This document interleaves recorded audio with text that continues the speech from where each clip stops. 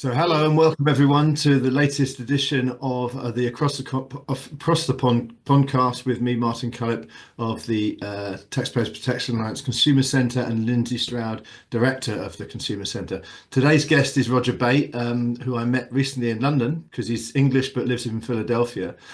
He's a non-resident scholar with the International Centre for Law and Economics, researching international and domestic health policy.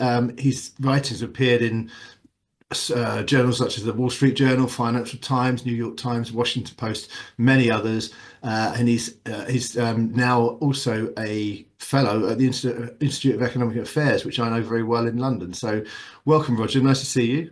It's great to be with you. Yes, it's I lived in London and in the UK until about 2000, 2001, and I've been in the States ever since. So I feel truly international or kind of bilateral, if that's the right word, between the two countries. Two countries I love the most in the world. Excellent, cool, yeah, great. So, you're perfect choice for the Across the Podcast then, because you're across both the countries. No, no. Um, Now, I mentioned we did a journal together, didn't we, at the Mhm. International Centre for Law and Economics. It was an ICLE journal, but I just was co-opted by the ICLE, and it was about the WHO and its pandemic treaty and why there's a lot of consternation about it because of how it's handled its tobacco treaty and the deficiencies there. Do you want to just talk us through a little bit about that paper and what it Sure. discussed? Yeah, absolutely. I mean, the reason that we co-opted you is, Martin, because you know more about the FCTC than anyone else I know. So it was purely because to pick your brain. The World Health Organization came into existence after the Second World War, and for the first 30 years of its existence, it did what would be called vertical programs. Essentially, at the time, it was white doctors and nurses going into Africa and other poor regions, inoculating them against disease or helping treat diseases. Biggest success was contributing to the smallpox eradication in 1978 and combating leprosy and malaria and helping combat tuberculosis. But the whole process became bogged down in understandable concerns that this was a paternalistic approach. Basically, Northern Whitey coming and telling us how to run things. And it wasn't sustainable. It was very effective in the short run, but wasn't sustainable. So changes were brought in place to try and improve the horizontal healthcare. So those are vertical programs, the horizontal healthcare. But that didn't really work very well either because it's very hard for a Western nation or Western nations, Northern nations, to fund the healthcare systems in developing countries. It's just fraught with difficulty of political priorities. And I could go on and bore everybody about that for ages. But anyway, so the WHO had initial success, then became, you know, corrupted, inefficient, you name it. And there have been attempts to revitalize the WHO during that time. And probably the most successful came under the head of Gro Harlem Brundtland, who had been a former Prime Minister of Norway. And she was the one who pushed the Framework Convention on Tobacco Control, which I'm going to let you talk about because you know much more about it than I do. And that is to date the only convention that the WHO has in place. Fast forward to 2019, 2020, COVID comes around. The WHO gets almost everything wrong in terms of pushing mandates, um, uh, vaccines. Not that there's anything wrong with the vaccines, although there are concerns about the vaccines, but there's nothing wrong with pushing the vaccines, but mandating them when they hadn't been fully tested led to a lot of pushbacks. They weren't interested in counter opinion, which is, I think, also another thing we should talk about when it comes to the FCTC, is that, you know, there were lots of good ideas out there. Sweden being the poster child for we don't need lockdowns, we're just going to treat our populations as adults. And if we treat them as adults, maybe they'll do the right things, isolate if they're, you know, if they're older, overweight, got diabetes, or if they're younger, maybe they should just go out to work. And they didn't shut a single school. So the WHO was, you know, kowtowing to China, who was covering stuff up. They were not doing a very good job in understanding the countries that are doing a good job, such as Sweden. And they were leading to forms of misinformation. And so what I had, the idea I had, and that's why I wanted you to bring you into it, was to say, well, the WHO has done one convention. Maybe we should look at that as an example of perhaps whether they should have the right and the privilege to run a pandemic convention, which is something the WHO wants to do. And so we can come on to that in a second, but maybe you can say us a bit about the Framework Convention on Tobacco Control. Well, yeah, there was lots of bells ringing there while he was speaking because Sweden especially comes Yeah. up in harm reduction quite a lot, and they'd Right. had a completely different approach to getting people off cigarettes as well. Yeah. Same thing.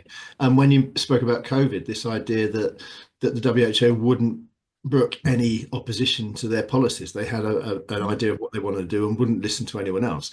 And that's exactly what we see with the WHO FCTC because they're very well known with the Framework Convention of Tobacco Control from not listening to any other ideas. They have what they want to do, and they purposely exclude consumers from the debate. They stop the media taking part unless they're heavily vetted.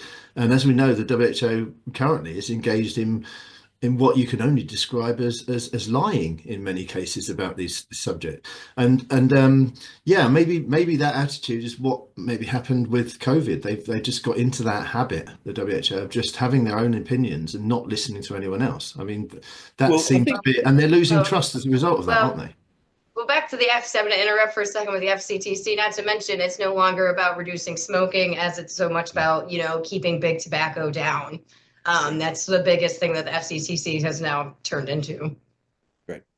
No, I think it's the WHO is at least two things as an organization. It is one, a group of scientists and physicians who genuinely want to help lower burdens of disease around the world.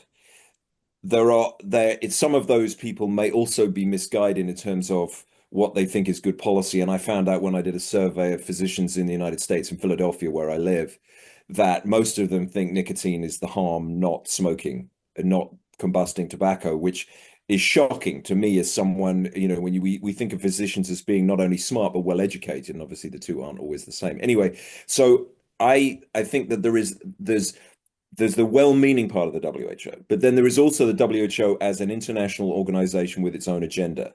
And it's backed by interest. The entire funding process of the WHO has changed. And just very briefly on that, because I think it's important to understand for the FCTC, but also for COVID and any pandemic treaty, is that when WHO was formed, all of the money came from nation states. Today, and they would be considered like union dues, or if you're a member of a club, the amount that you actually have to pay in. So they were mandatory payments that countries agreed to. Now 87% of the budget, I think, at last look, is voluntary contributions, and not a lot of it is not coming from nation states. The Gates Foundation, the Bloomberg Philanthropists are two very large donors to it. And so you have interests that are not the nation state, and nation states get a lot of stuff wrong, but at least you could make the case that they're trying to make policy based on funding from nation states. That is no longer the case, which I think is a problem when it comes to FCTC, vaping, and the entire Bloomberg philanthropies, which I'm sure you've covered many times, and we can carry on go into again. But also Bill Gates, who I have a lot of time for. I've done a lot of work on malaria and TB and HIV in Southern Africa, and the Gates Foundation has funded lots of really good stuff there.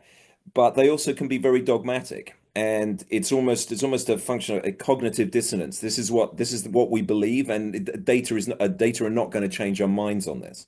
And that's potentially worrying, because as someone who is very pro-vaccine, I've all the childhood vaccines I had, all great stuff, but you need vaccines to be tested, and if they're then mandated without being fully tested, you end up with getting a lot of vaccine hesitancy now. Vaccine rates are plummeting in the US because of the way that these vaccines were oversold. So when it comes to the way that we think of these international organizations, they're not just one thing. They are many good things and even more bad things. Yeah, I mean, we see that with the FCTC, exactly the same thing with the funding, because now it mostly doesn't come from nation states; it comes from organisations and philanthropists, and most of that money comes with strings. And we see this in probably some of the intransigence of the WHO when it comes to the tobacco treaty. Right. Well, not only that, with the contributions that the countries that are parties to it, China is like the number one funder, I think, that like donates the most, and China also has some tobacco Absolutely. monopoly. So And I think some of these things,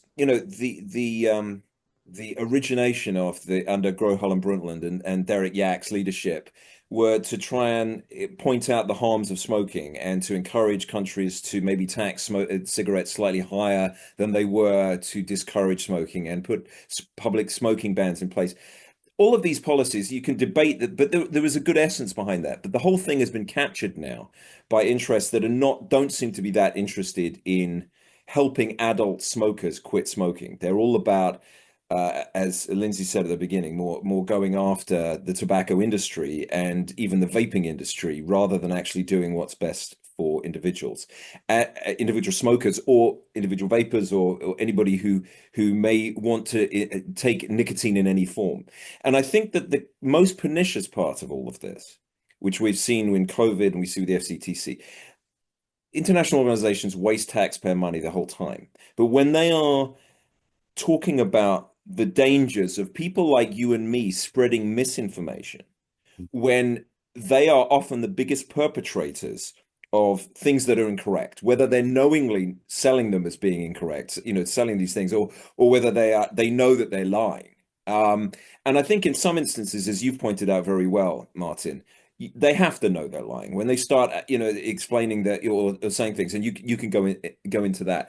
And that for me is the biggest danger. And one of the really interesting opportunities we have with the incoming president in the United States. Now, there are a lot of people who have, reasons to be concerned about Donald Trump. Is he going, he doesn't seem to be, he's a loose cannon, let's put it that way. We can get into him in a second, but it's like there are potentially opportunities that he will butt up against some of these organizations which have been talking about the dangers of misinformation when they have been the biggest perpetrators of that misinformation. Yeah, we found talking about WHO has always been difficult. You talk to people, you try and explain to them what the WHO is doing and what Bloomberg's doing when it comes to the FCTC and WHO, and you even think to yourself, well, this someone else, this is going to sound like a conspiracy theory, right? But it's all absolutely true. But we did find that with the COVID pandemic and the way the WHO messed everything up, people started to believe us again because they saw how the WHO operates. It was front and center in everyone's minds in every country across the world, and there was a lot of criticism and how they operated during that pandemic and the unwillingness to listen to other voices and other approaches. So we did find that WHO's stock really went way down during COVID, and we started to be believed when we were talking about something that people didn't believe us before. So I think the WHO has been very much harmed by its attitude of not giving proper information, and people are starting to recognize that is a problem for the WHO. And that means that in to some instances some sense that they are politically weak at the moment, and that is the best time to push for reform. We are, there are voices coming out of the transition team, Trump's transition team, that he wants to exit WHO day one. Now, in the previous time he was president, 2016-17, he tried to renegotiate membership. He tried to lower the amount that the United States was contributing, and he wanted reforms. They weren't explicit reforms. They were, but the WHO balked, and so Trump walked away. That may play out again, but I think that there is an opportunity here to at least try and reform this agency, and there are on so many levels it's required. I mean, it's astonishing to me. I'm someone who was living in Philadelphia during the pandemic, like everybody else, was not always believing everything I'm seeing on the news media, but to a certain extent, if someone's reporting that this is what this is a physician at Brigham and Women's Hospital in Boston saying, or someone at New York Mercy Hospital is saying the place is inundated and we need ventilators and we need to flatten the curve and all this stuff. You go, okay, I'm prepared to stay at home. I'm prepared to contribute to a sensible response to this. But then you start to realize that if you look at the information, again, sounding like two conspiracy theorists side by side, it's like you realize how much they knew, how early on they knew that a lot of this stuff didn't make sense and it wasn't working. And it was, as David Bell, a former WHO scientist, has called it, a pandemic industrial complex now. It's like we have this machine that's in place to push vaccines, push mandates, whether it's monkeypox or whether it's bird flu or the next thing. So I think people have become naturally skeptical, which is what you're alluding to, Martin, naturally skeptical about the role that the WHO has played, and it's politically, and for my part, I'm going to be pushing for reform rather than exit.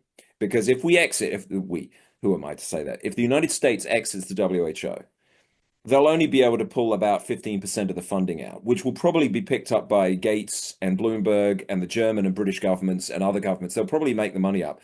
And the voices of, I would argue, reason and complaint, and let's make sure we know what we're talking about before we mandate stuff, will disappear.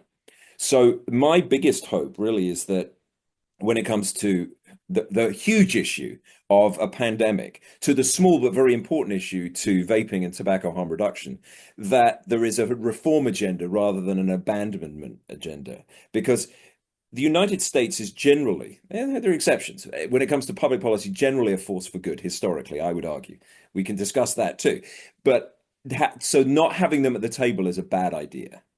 And I think that I want the US to be at the table at the WHO and trying to analyze the things that have been done well, which is very few, and the things that have been done badly, which is a lot when it comes to both COVID management and I think tobacco control or nicotine regulation, however you want to describe it. So I'm trying to stay very positive. I'm trying to say that this is a potential time for change. You never get the change agent you want.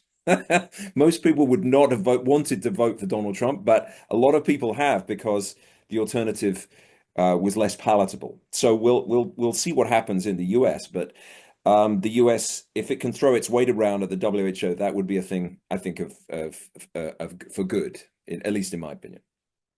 I have to interject in here because there actually is an intersection, a really weird one between tobacco and the pandemic.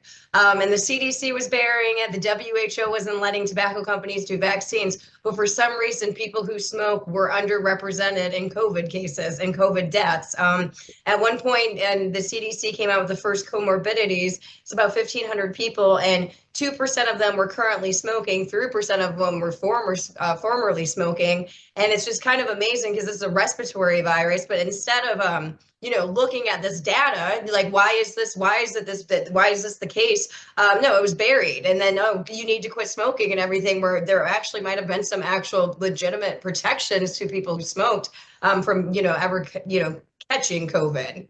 Right. Yeah, no, I think that's new to me. I hadn't heard that, but that is certainly interesting. That's part of the problem is that there was the backbone of science is, people say, well, we must follow the science. Well, science is not one opinion. It's constantly challenging perceived wisdoms. That's what, and coming up with new ways of doing things and analyzing it. And so it should have been an amazing time for data analysts and researchers to be able to say what's working, what isn't.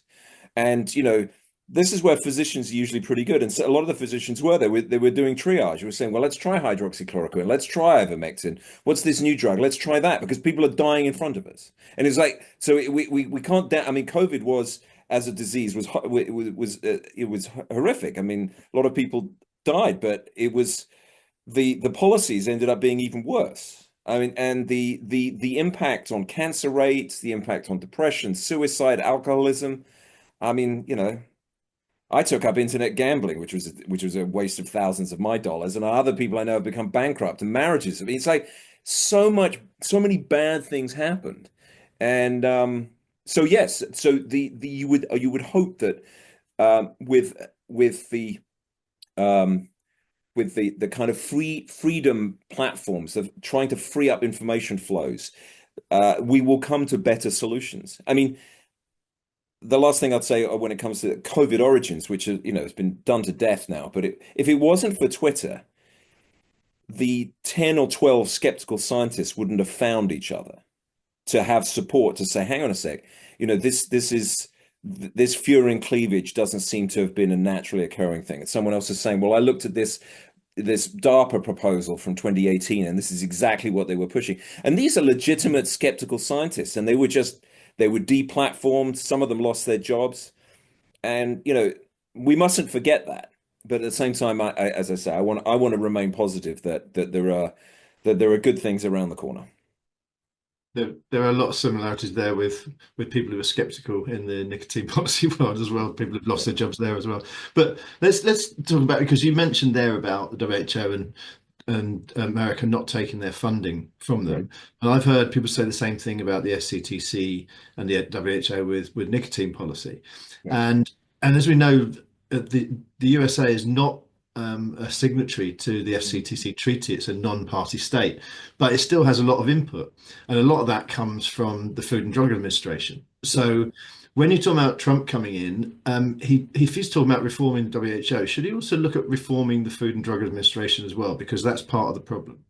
The confirmation process, and I say this as a foreigner who lived in DC for 12 years and actually have attended a few of these things. Confirmation process can take a long time, especially if the opposition does not like a candidate. But the people that Trump has put up for HHS, FDA, CDC, RFK, Marty Macri, these are people who are not your usual suspect in these jobs. And I don't know Dr. Macri's opinion on vaping. I do not know that, and maybe you do. But I know that he's a reformer, and I know that he was pilloried for his positions, his correct positions during COVID. So he's someone that can take the negative way that he'll be portrayed in the media and not give a damn about it and fight back.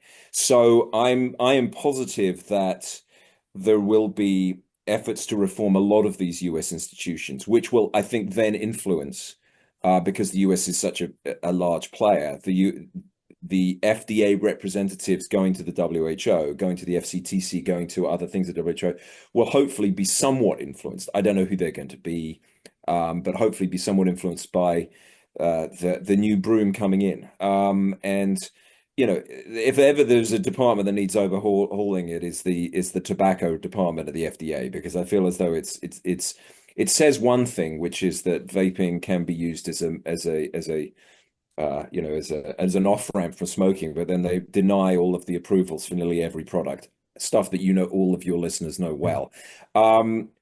So it needs a radical overhaul in terms of execution, because the idea of making sure that the vaping products work and are safe, good idea. These things should be regulated, but we should have hundreds or at least dozens approved already in the United States. And any process that any leader that can say, come on, let's go back and show me the top 20 proposals that you had that you rejected. Come on, which were the ones that tick nearly every box, and let's see how quickly we can approve these and get those guys into the office. You know, whoever it may be, they may be big tobacco, they may be small vape, whoever they are, let's get the most likely solutions in here and get that done quickly. That could happen in a matter of weeks. I'm not saying it get approval in a matter of weeks, but that process could be started quickly. Yeah. Well, there was an article written in the Filter, which Lindsey was quoted in just the other day, which spoke about what a mess the FDA has made of this whole approval process. And you said you've got some experience of that in Philadelphia with small shops, haven't you? Well, yeah. Well, I did a study last year where I looked at I happened to be a friend of mine's father owned one. Sunoco gas station in one of the Philly suburbs. And through him, I met other franchisees and I ended up speaking to 14 owners of these shops and analyzed their products. And it's astonishing. You know, these are legal purveyors. They sell cigarettes, they sell obviously gasoline, they sell, sugar, they sell chocolate products, they sell gum, they sell everything you get in a convenience store that you would in Britain as the United States. 98% of the stuff they were selling was illegal. 98%, and these are legal organizations. But the FDA in the last few months has started to clamp down, sending out more threatening letters and some level of enforcement. It's very uneven, the enforcement of it. One of the guys that I spoke to said that it wasn't a raid, but he had some inspector come in who didn't identify himself fully, and that scared him, and he's pulled most of his vaping products except the Views and maybe Juul off the shelves, whichever ones are illegal, whichever the ones were legal that he was selling, he's kept. The rest he's pulled from his shelves. And I did work on the opioid trade in 2018, 2020. So I actually know three illicit traders, i.e. drug dealers in the Philly suburbs, and they are beginning to stock vaping products. And this is really bad news because one, they don't pay tax. I'm an economist, so I would say that first. The main reason this is bad is that these are not nice people. These are people who traffic in misery. They're heroin traders, amongst other things. Yet there is enough of a decline in the legal market that it's worth them stocking stuff. That is a bad signal for a formerly legal market. I'm only talking about one dealer. It's anecdote. The plural of anecdotes are not data. I know this, but it's a bad signal, and I really hope that the FDA reverses course and says, let's get clamp down on the dangerous stuff that might be coming in from over the borders. Yes, fine, but let's legalize the products that make sense, and let's do that quickly because it is amazing how misinformed people are, from physicians to parents.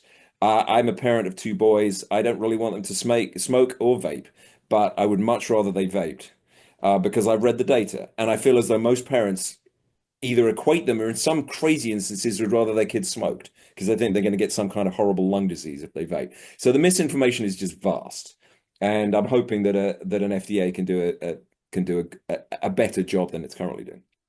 You're actually seeing in Massachusetts, because they banned menthol cigarettes back in like 2020. They just had like at the beginning of the year, two massive busts with people selling untaxed menthol cigarettes, and they also had drugs with them.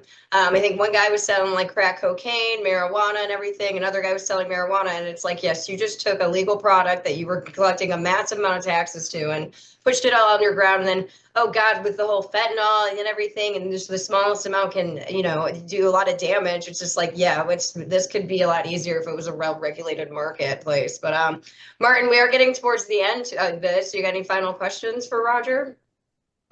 Just your usual question.